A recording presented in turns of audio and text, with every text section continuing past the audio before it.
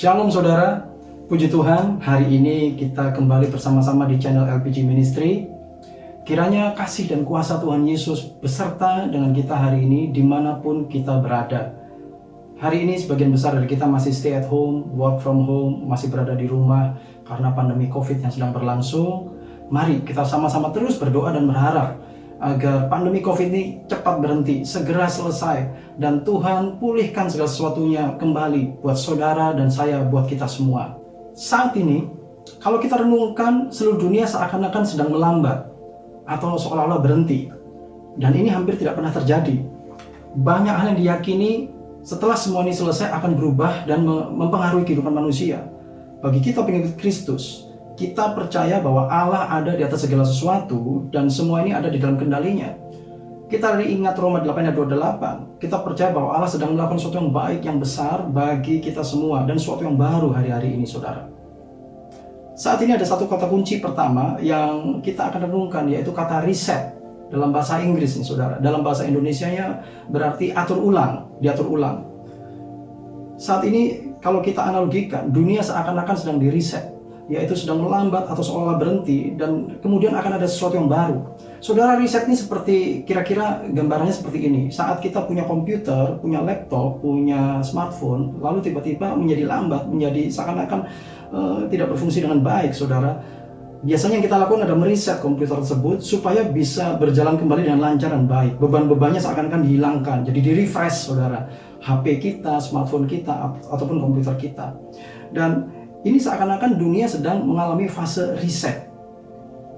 Kejadian seperti reset ini yang masif dan skalanya besar mendunia ini, kalau kita belajar sejarah Alkitab, pernah terjadi di zaman Nuh, saudara. Di mana saat itu dunia sedang bobrok dan Allah melihat bahwa dunia perlu di reset. Dan saat itu, saudara, manusia dibinasakan dengan air bah, hanya Nuh dan keluarganya yang diselamatkan oleh Tuhan, dan Tuhan Allah membuat sesuatu yang baru, saudara, di muka bumi ini, mulai dari kehidupan Nuh dan keluarganya. Saudara, hal itu terjadi di dalam perjanjian lama. Saat ini kita berada di dalam era perjanjian baru, di mana Kristus telah mati bagi dunia ini, bagi kita semua. Dan Kristus dan Allah sangat mengasihi dunia ini. Riset sedang terjadi hari ini. Tapi kali ini bukan untuk membinasakan manusia, tapi saat ini karena kasih Kristus yang besar, yaitu Kristus yang Kristus hendak menyelamatkan dunia, Allah hendak menyelamatkan kita semua. Hari ini riset adalah untuk menyelamatkan kita semua, menyelamatkan dunia, menyelamatkan jiwa-jiwa, membawa saudara dan saya masuk dalam rencana Allah, bukan dibinasakan. Dengan riset ini, saudara, banyak hal yang akan diatur ulang, yaitu termasuk kita semua. Kali ini tidak ada perbedaan antara orang besar, orang kecil, orang biasa, orang yang luar biasa, saudara. Siapapun itu semua terlibat di dalamnya hari ini. Kita semua hari ini perlu peka akan suara Tuhan dan kehendak Tuhan, masing-masing secara pribadi. Kalau begitu, mari kita belajar saat ini apa yang sedang diriset. Saudara, yang sedang diriset hari ini dalam hidup kita adalah cara hidup kita secara rohani dan jasmani. Contohnya seperti ini. Kita semua hidup, kita punya banyak rutinitas. Saudara dan saya punya banyak rutinitas. Dan namanya rutinitas, pasti ada yang membosankan, melelahkan, tidak kita sukai. Namun ada rutinitas yang menyenangkan, membahagiakan. Contohnya, saudara, kalau kita suka dengan rutinitas itu, kita menggemari yang kita lakukan, maka walaupun kita mungkin terlambat makan, bahkan mungkin nggak makan, kurang tidur, atau lelah, kita akan tetap semangat melakukannya, karena kita menyukainya, kita menyukai rutinitas atau pekerjaan kita lakukan. Kalau misalnya yang kita lakukan, yang kita suka hari ini adalah, misalnya, saudara, main game, atau yang kita suka, kita gemari saat ini mungkin adalah mencari uang, maka walaupun kegiatan itu, rutinitas itu melelahkan, mengambil banyak waktu kita misalnya kurang tidur, kurang makan, kita akan tetap semangat melakukannya. Karena memang hal itu yang menjadi penting dalam hidup kita, hal itu yang kita sukai, hal itu yang kita gemari. Nah, hari ini, dalam momen riset ini, kita diajak bersama-sama untuk mulai melihat lagi apa yang sebenarnya menjadi esensi dan penting dalam kehidupan kita.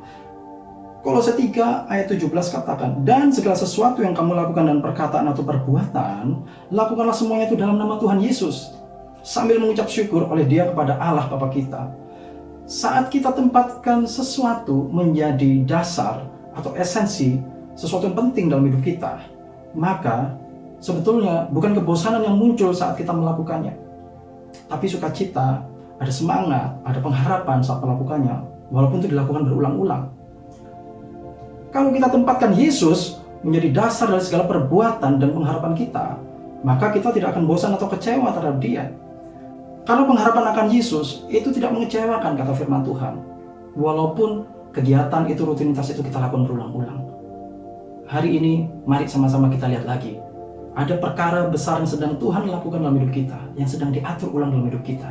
Cara hidup kita, baik rohani dan jasmani. Saat ini mari kita lihat apa saja kira-kira yang sedang diriset, sedang diatur ulang. Ada beberapa hal, Bapak, Ibu, Saudara. Yang pertama, pengenalan akan Tuhan. Yohanes 1 ayat 1 katakan, pada mulanya adalah firman. Firman itu bersama-sama dengan Allah, dan firman itu adalah Allah. Kalau hari ini kita ingin kenal Allah, kita ingin kenal Tuhan, saudara, sederhana. Kita baca firman, karena firman itu adalah Allah. Dengan banyak baca firman, dengan banyak merenungkan firman, kita akan semakin mengenal Allah. Matius 4 ayat 4, Tuhan Yesus mengatakan, manusia hidup bukan dari roti saja, tetapi dari setiap firman yang keluar dari mulut Allah. Mari, ini sesuatu yang sangat penting. Kita belajar dan kita ingat lagi bahwa kita hidup bukan karena hanya makan, bukan karena halal jasmani yang kita terima, tapi kita hidup karena firman Allah. Ini kata firman Tuhan, saudara. Kita harus belajar hidup dari firman, karena firman itu menghidupkan. Karena firman Tuhan itu adalah roti hidup. Kalau kita baca di Yohanes 1 ayat 14, katakan, firman itu telah menjadi manusia dan diam di antara kita, dan kita telah melihat kemuliaannya, yaitu kemuliaan yang diberikan kepadanya sebagai anak tunggal Bapa, penuh kasih karunia dan kebenaran. Saudara, firman itu adalah Tuhan Yesus. Saat kita baca firman, kita akan mengenal Allah, dan kita akan mengenal yaitu karya Allah, yaitu Yesus melalui firman itu. Kenapa itu begitu penting? Yohanes 6 ayat 35 katakan, kata Yesus kepada mereka, akulah roti hidup, barang siapa datang kepadaku, ia tidak akan lapar lagi. Dan barang siapa percaya kepadaku, ia tidak akan haus lagi. Hal ini menjadi penting buat kita hari ini. Sekarang kita tahu kenapa kita harus banyak makan firman, belajar firman. Karena waktu kita mengenal firman, kita mengenal Allah, kita mengenal Kristus. Yesuslah yang memberi hidup kepada kita. Yesuslah yang memberi kita kekuatan. Yesuslah menjadi sumber dan pokok hidup kita, menjadi esensi dalam hidup kita. Saudara, kita ambil suatu kisah yang penting, kesaksian yang penting, yaitu Daud. Di dalam Mazmur 23 ayat 5 menuliskan, engkau menyediakan hidangan bagiku di hadapan lawanku. Ada dua hal yang kita bisa belajar dari sini. Ini adalah pengalaman Daud buat kita semua, yaitu Daud mengalami pemeliharaan Tuhan saat dia sedang dikejar-kejar musuh, berada dalam kepungan musuhnya. Dia pernah tinggal di daerah musuh, dia pernah dikejar-kejar Raja Saul bertahun-tahun lamanya.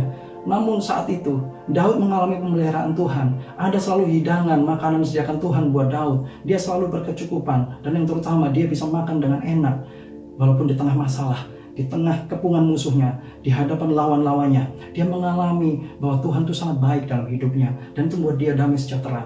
Dan itu mujizat. Hal ini juga terjadi buat kita semua anak-anak Tuhan, yaitu saat kita mengalami banyak problem, banyak masalah, saat kita tahu bahwa Allah adalah Allah yang menyediakan, Allah yang menjaga kita, maka kita bisa tetap makan dengan enak. Setiap hidangan ada di hadapan kita, kita bisa mengucap syukur dan menikmatinya dengan enak.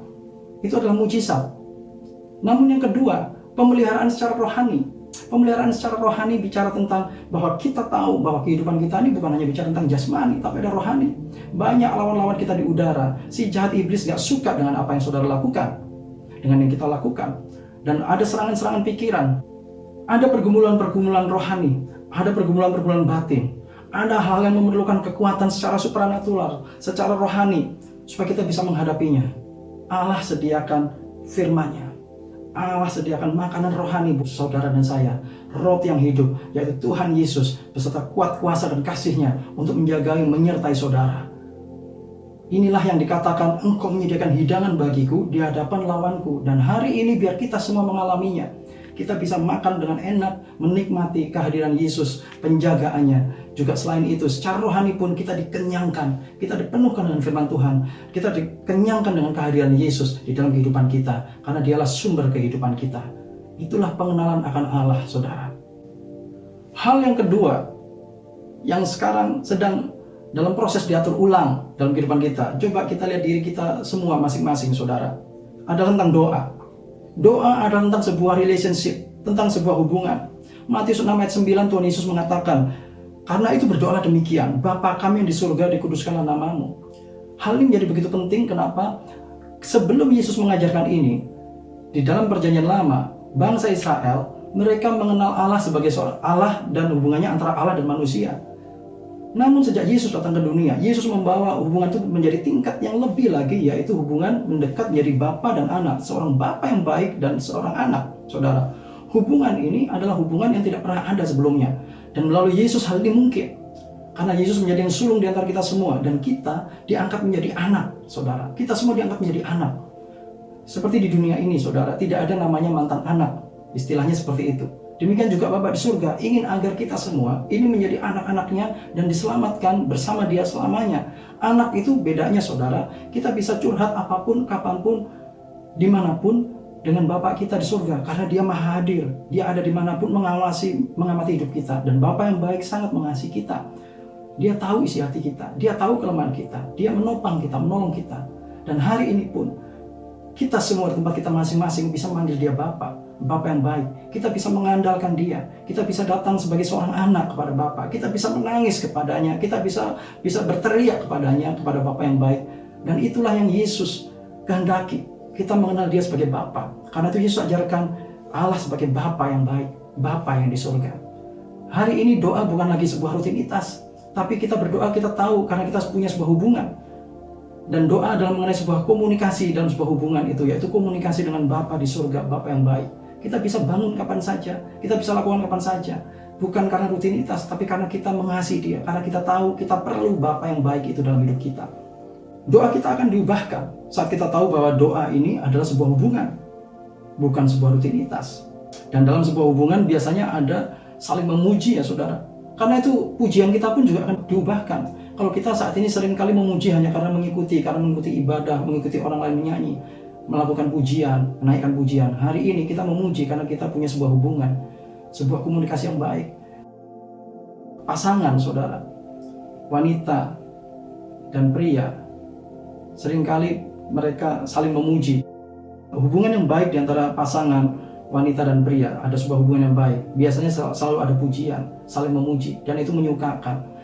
Saat ini pun, kalau kita tahu Bapa kita adalah Bapa yang baik, waktu kita menaikkan pujian kita akan diubahkan. Kita memuji karena kita tahu Dia Bapa yang baik. Kita akan mengucap syukur, kita mengagungkan Dia, kita merasa ada suatu kedekatan dengan Dia. Dia ada dalam hidup kita saat ini, dimanapun kita berada. Dan katakan saat ini, saudara, Bapakku yang baik, Bapa di surga. Panggil Dia Bapa hari ini. Yang ketiga, kehidupan jasmani kita hari-hari ini akan di-reset, diatur ulang, ditata ulang. Allah sedang mengerjakan kita semua. Roh Kudus yang bekerja di antara kita. Banyak hal dalam hidup kita yang selama ini kita percayai, kita yakini baik, dan menurut kita itu baik. Hari-hari ini Allah sedang bekerja untuk menyempurnakannya buat saudara dan saya.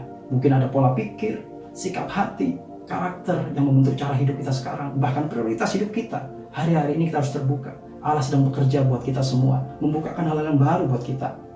Allah sangat peduli dengan cara hidup saudara dan saya, yaitu seperti cara mencari nafkah, cara mengelola keuangan, cara mengelola keluarga, membina hubungan, berinteraksi dengan orang lain. Itu menjadi sangat penting hari-hari ini. Dan Allah sedang menyempurnakan itu semua, memperbaharui hal-hal ini dalam kehidupan kita. Roma 12 ayat 2 katakan, janganlah kamu menjadi serupa dengan dunia ini, tetapi berubahlah oleh pembaharuan budimu, sehingga kamu dapat membedakan manakah kehendak Allah, apa yang baik, yang berkenan kepada Allah, dan yang sempurna. Baik saja menurut dunia ini, menurut kita hari ini mungkin tidak cukup lagi. Di masa mendatang, Allah ingin yang sempurna buat kita semua. Kita disempurnakan terus, itulah karya Roh Kudus dalam hidup kita. Bekerja terus dan menerus supaya kita semakin sempurna. Kita akan hidup dengan cara lebih ilahi, cara ilahi di hari-hari ke depan, lebih mengandalkan tuntunan Roh Kudus dalam berkarya, bekerja, dalam melayani, berinteraksi dengan sesama kita, dengan anggota keluarga kita, mungkin dengan istri, suami, anak-anak, dengan orang tua, dengan siapapun, teman kerja, partner bisnis. Ada cara-cara yang Tuhan hari ini sedang kerjakan, karyakan dalam hidup kita, dan itu membawa kita hidup lebih baik di masa mendatang. Saya mau saksikan sedikit bahwa di dalam masa-masa ini juga saya dan keluarga juga mengalami hal yang dinamakan diatur ulang atau di-reset. Banyak hal yang dulunya saya anggap itu adalah yang saya yakini benar, tapi hari-hari ini sedang disempurnakan oleh Tuhan. Hal yang sederhana adalah cara kita berinteraksi dengan sesama anggota keluarga, dengan istri, dengan anak-anak, demikian istri dengan suami, anak-anak dengan orang tua. Kita semua sedang mengalami suatu proses. Kita lebih mengenal, kita lebih tahu sekarang apa yang menjadi esensi dalam sebuah hubungan, dalam sebuah keluarga. Dan itu membawa ke arah pertumbuhan lebih baik. Cara respon saya, pola pikir saya, sikap saya, hari demi hari diubahkan. Area fokus dari pikiran kita semua, pikiran kami, itu juga hari demi hari Tuhan bawa ke arah-arah yang lebih baik. Yang kita yakini baik, hari ini kita percaya dibawa ke arah yang lebih berkenan kepada Allah dan ke arah yang lebih sempurna. Melalui momen riset ini, Allah sedang menyiapkan saya, menyiapkan kita semua, saudara dan saya, yaitu Allah sedang menyiapkan umat yang layak baginya, yaitu kita semua yang dipilihnya untuk menyambut kedatangannya, supaya kita bisa bersama Yesus selamanya, senantiasa. Itulah kerinduan Tuhan Yesus Allah kita. Mari saudara, hari ini kita ambil waktu, kita renungkan firman Tuhan ini. Ini saatnya kita semua sedang di-reset. Kita kembali melihat apa yang sedang Tuhan kerjakan, Roh Kudus karyakan dalam hidup kita saat-saat ini, apa yang menjadi esensi dalam hidup kita semua. Mari saya ajak kita semua untuk bersama-sama berdoa. Bapa di dalam surga, terima kasih untuk kebenaran firman-Mu. Kami percaya firman-Mu ya dan amin. Firman-Mu tidak akan kembali dengan sia-sia.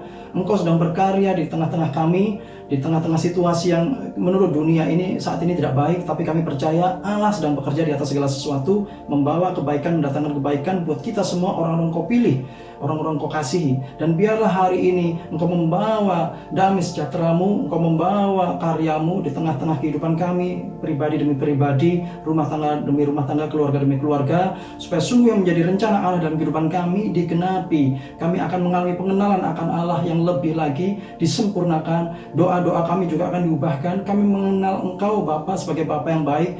Cara kami berdoa diubahkan, pujian kami juga diubahkan, dan juga pola pikir kami, kehidupan kami, cara hidup kami. Hari-hari ini kami terbuka kepadamu. Kami percaya Engkau sedang berkarya, membawa kami ke dalam suatu stage, suatu level yang lebih baik lagi. Sehingga setelah semua ini selesai, kami percaya Tuhan menyediakan sesuatu yang luar biasa bagi kami semua anak-anak-Mu di depan.